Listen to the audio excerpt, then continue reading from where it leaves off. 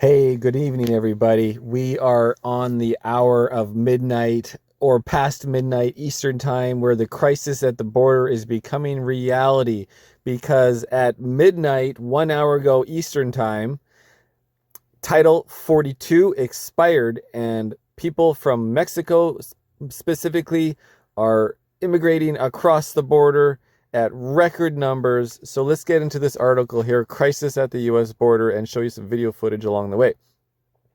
The White House is scrambling to stop a mass influx of immigrants when Title 42 expires today, which happened an hour ago as recording this, 10:19 p.m. Pacific Standard Time. Title 42 is a Trump-era rule that denied asylum to people coming across the southern border. The Biden White House has extended it, but now they will replace it with a new law that has the same goal: to send migrants to seek asylum elsewhere or encourage them to use lawful, safe, and orderly pathways. De ropa, maletas, van corriendo rumbo a la joroba del puente donde se encuentra ya el antimotines del CBP esperándolos. Familias, niños. Now, if you just go on YouTube and type in Title 42 expires, as I did, you'll see there is an influx of videos of massive lineups, massive amount of information going all the mainstream medias, as you can see just scrolling through here. So it is big news. Even in mainstream media, they're covering it. So here's CNN, mainstream media. What is Title 42 and why is it ending? And what's happening now at the border? And they have a little information here on their video. We also have a lot on Title 42, a Trump-era COVID policy that is set to expire on Thursday. The policy allows the U.S. to quickly expel migrants without an asylum hearing. Homeland Security Secretary Alejandro Mayorkas says the U.S. is prepared for Title 42 to end, but some local border leaders say they're not. An official at the nonprofit in El Paso says his group expects an influx of people at the border. But in all honesty, I don't believe that no matter how much we are prepared, I don't think we're going to be prepared enough. Okay, so on to the article. Title 42, the Trump-era pandemic public health restrictions that became key tools and officials used to turn back migrants at the U.S.-Mexico border is expired. It has expired. What is Title 42? In the early days of the coronavirus pandemic, the U.S. Center of Disease Control and Prevention issued a public health order that officials said aimed to stop the spread of C-19. The order allowed authorities to swiftly expel migrants at U.S. land borders. The policy is widely known as Title 42. Migrants entered under 42 have been either returned to their home countries or sent back into Mexico. Under the policy, authorities have expelled migrants at the border more than 2.8 million times since the policy began, according to U.S. Customs and Border Protection. It expired at 11:59 p.m. Eastern Time on Thursday, and now it's Friday in Eastern Time. Now, what is Biden administration doing to prepare? Without Title 42 in place, U.S. immigration authorities will return to decades-old protocols at a time of unprecedented mass migration in the Western Hemisphere. Under that system, migrants are either removed from the country, detained, or released into the U.S. while their cases make their way through immigration court. But the Biden administration is also planning several changes that authorities hope to relieve pressure on the border and help officials respond. So back to the main story. Tens of thousands of migrants are gathered along the Mexican border awaiting the expiration, or they were, and now they're running for it. Cities in Texas have declared a state of emergency. One mayor said it feels like a hurricane coming due to the mass influx of people with no infrastructure to care for them. U.S. Border Patrol agents say that they are overrun and hundreds of U.S. troops have been sent to the border because no one knows if this new law will hold.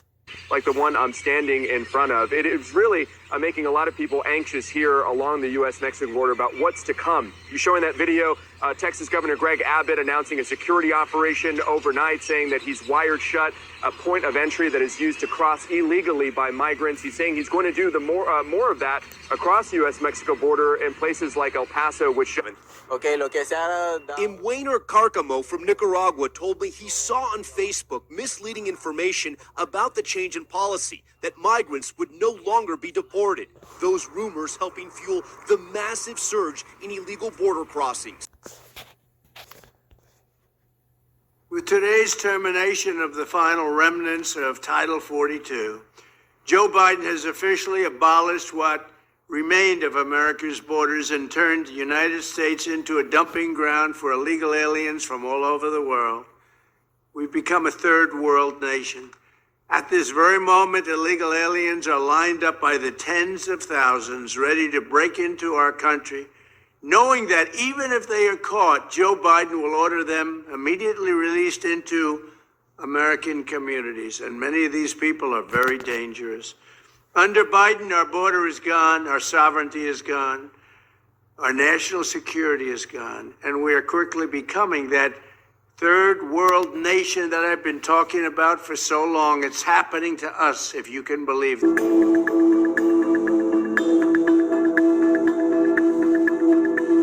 Near downtown El Paso has become a magnet for migrants, many choosing to sleep here while they work out their travel plans.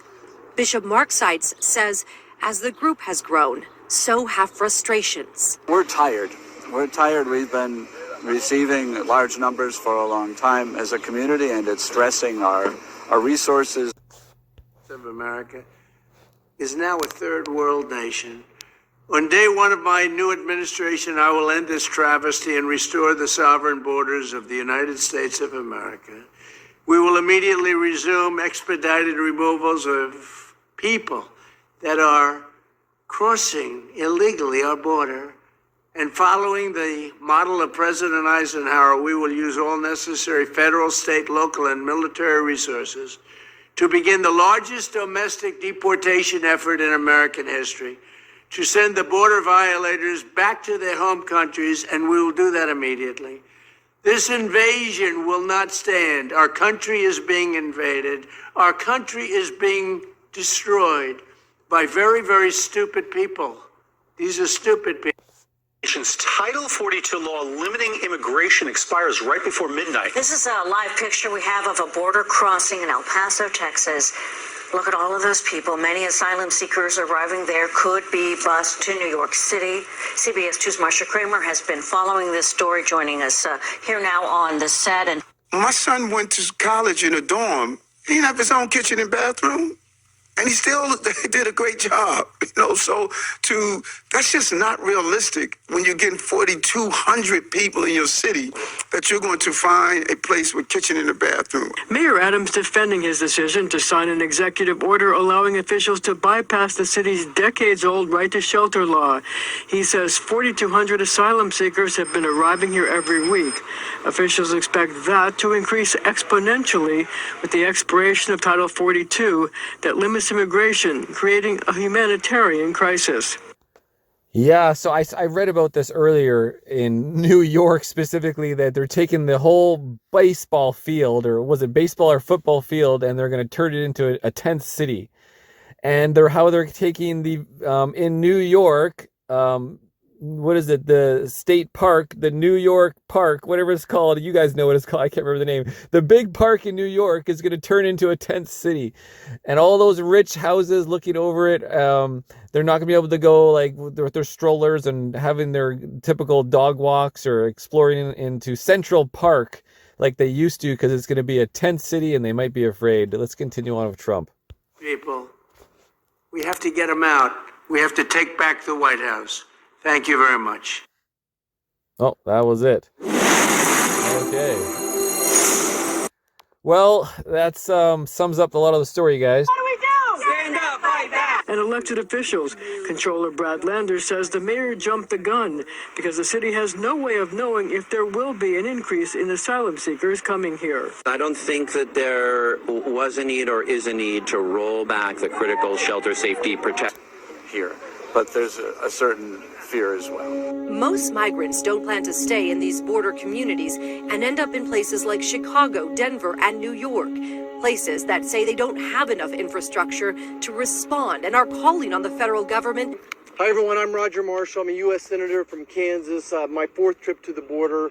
Very proud to be joined here with Senator Ted Cruz will be here in a second. As you can imagine, Ted's talking to some fellow Texans down there. Senator Ted Budd from North Carolina, John Hoeven from North Dakota, and the Border Patrol Council President Brandon Judd. Border Patrol, our National Guardsmen, all the volunteers, the NGOs, that they are doing everything possible to treat folks humanely. Thank you to all of them that are trying to do the right thing, that are trying to save lives down here. But I want to address Joe Biden, and I lay this problem at his feet. This used to be a bipartisan issue, but in the last several years, he's politicized it. He's let this issue lay dormant. It's gotten worse and worse. He's had 2.5 years to prepare for this issue. And on January 20th of 2021, the yellow diesel equipment, the concrete, the steel that was being set up to give our law enforcement a chance to defend our borders, to protect our... Well, it's interesting, guys, that I can't find any video footage right now live of people crossing the border. Like you can see 3 hours ago, 12 hours ago, 16 hours ago, 18. Like there's amazing. And when you search live, it comes up with just some CNN live talking. I don't know why, where's the independent video? Where's the independent journalist filming the migrants crossing the border? This is Ernie Racing News, guys. Cheers. Thanks for watching.